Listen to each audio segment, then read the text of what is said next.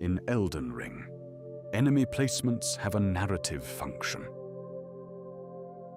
Their locations often reveal hints to analyze, which can be interpreted into credible theories.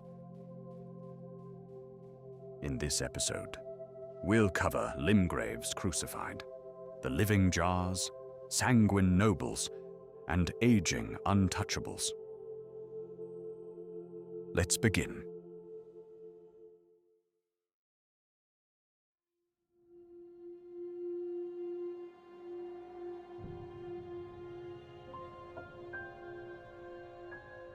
As we make our first steps in the lands between, we're greeted by the sight of crucified corpses tied to wooden poles. The poles are shaped after Queen Marika's rune, and the act of crucifixion mimics her punishment inside the Erdtree. During nighttime, they can be heard screaming in agony, as if reanimated by obscurity.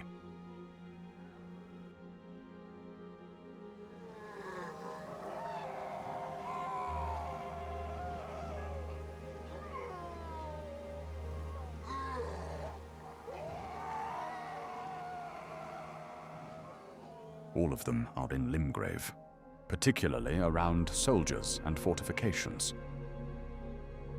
First, near the Church of Ella, along the path patrolled by a tree sentinel. Then, in Stormhill, along the gate leading up to Stormvale Castle, and on a hill a bit further east.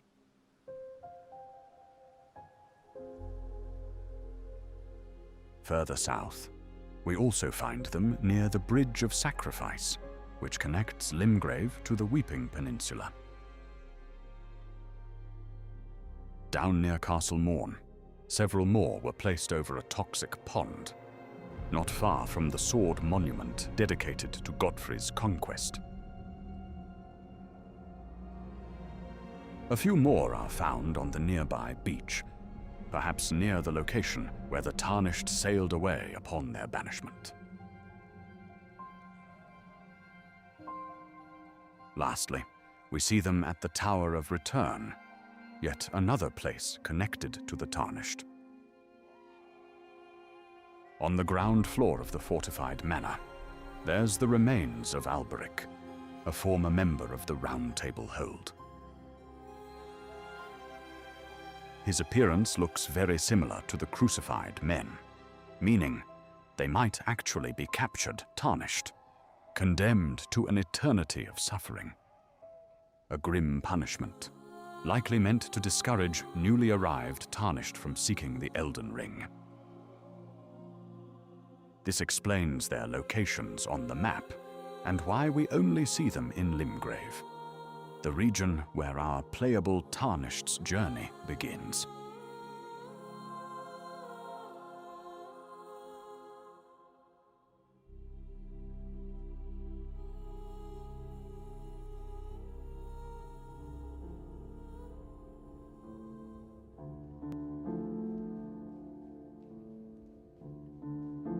Living jars are sentient creatures, brought to life by human flesh and blood.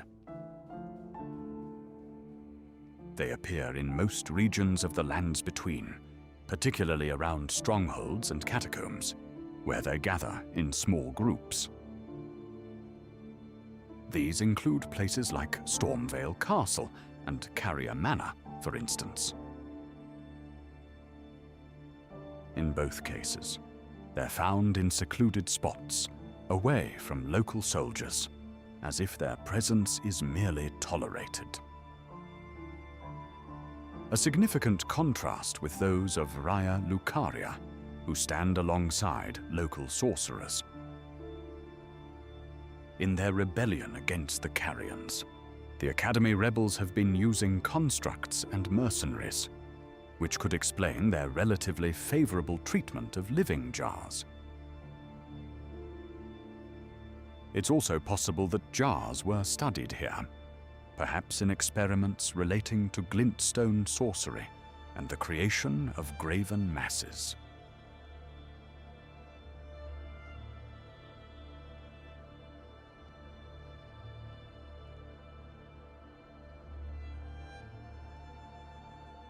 Jarberg is a peaceful little village on the eastern cliff of Leonia.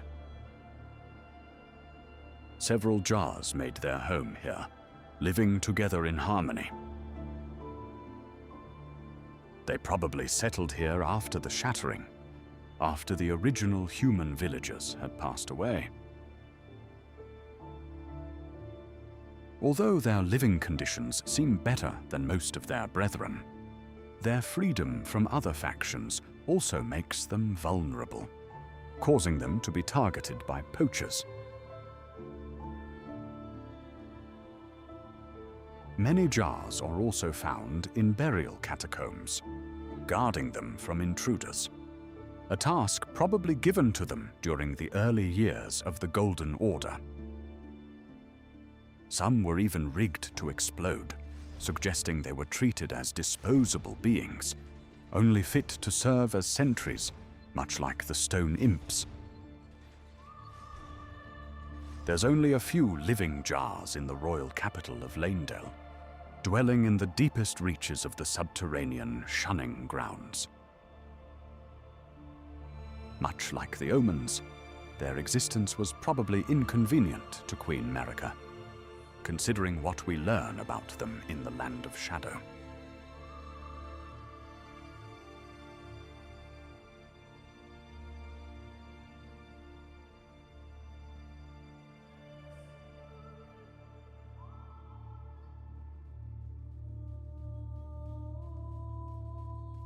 In the Hornsent jails of the Shadow Realm, we find another variant of living jars.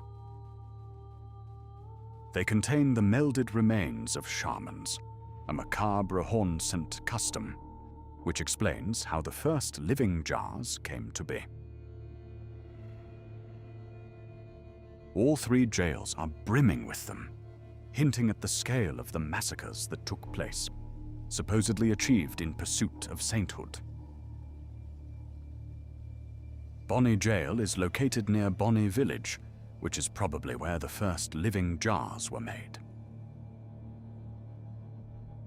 As the jarring practice expanded, the Hornsent likely needed more room to store them.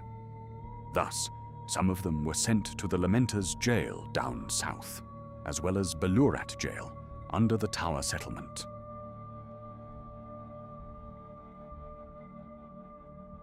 Interestingly, we also find them in the west wing of the Shadow Keep, near the bridge to the Rao ruins. This room resembles a hospital wing, as if someone attempted to heal the jarred shaman. In an attempt to heal her kinfolk, perhaps Marika ordered these specimens to be gathered, hoping the jarring ritual could be reversed, an effort which evidently ended in failure. This failure could have been a contributing factor behind Messmer's crusade, an extreme measure motivated by grief, much like the shattering of the Elden Ring, when Marika lost her beloved son, Godwyn the Golden.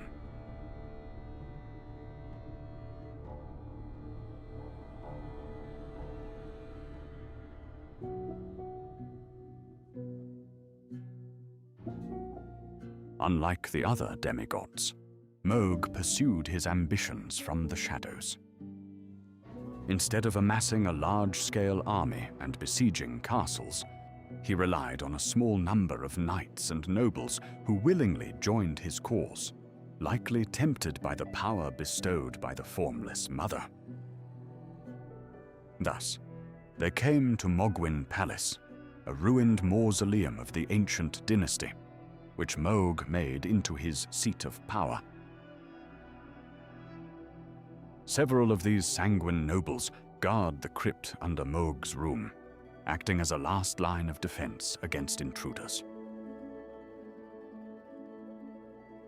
A few steps ahead, another leads a group of Sanguine Albinorics. Perhaps he's the one who corrupted them on behalf of his so-called Luminary Lord. In addition to being deadly assassins, Sanguine Nobles also operate as missionaries, seeking to convert others into blood worship and the Mogwin dynasty. This explains their presence in various churches, where worshippers of Marika are expected to congregate. These include the Rose Church in Leonia, not far from the Academy, as well as the Second Church of Marika, in the central region of Altus Plateau.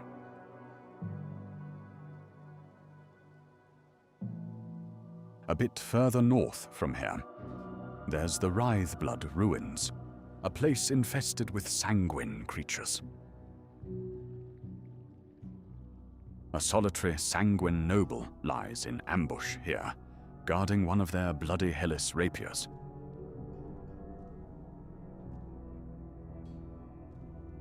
Perhaps this was the original home of the Pure-Blood Knights, like Sir Ansbach, who pledged fealty to Mog long before he fell under Miquella's influence.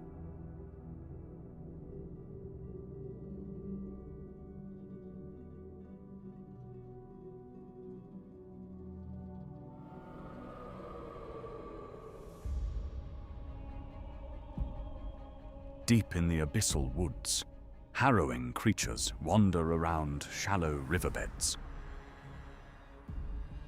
These are called aging Untouchables, owing to their ethereal forms, impervious to all forms of damage. Based on their postures, they probably were horn-sent inquisitors, originally sent here to contain Midra's transformation. Over time, they were driven mad by the Frenzied flame, which transformed them into lethal spirits and replaced their heads with masses of yellow eyes. Judging from the swollen grapes on their bodies, it seems they were embraced by the Three Fingers at some point, possibly suggesting that the Three Fingers used to be located in this region, before they were contained under Leyndell. If that's the case, it would explain the bright yellow scars found all over the region, and the lingering influence of the Frenzied flame.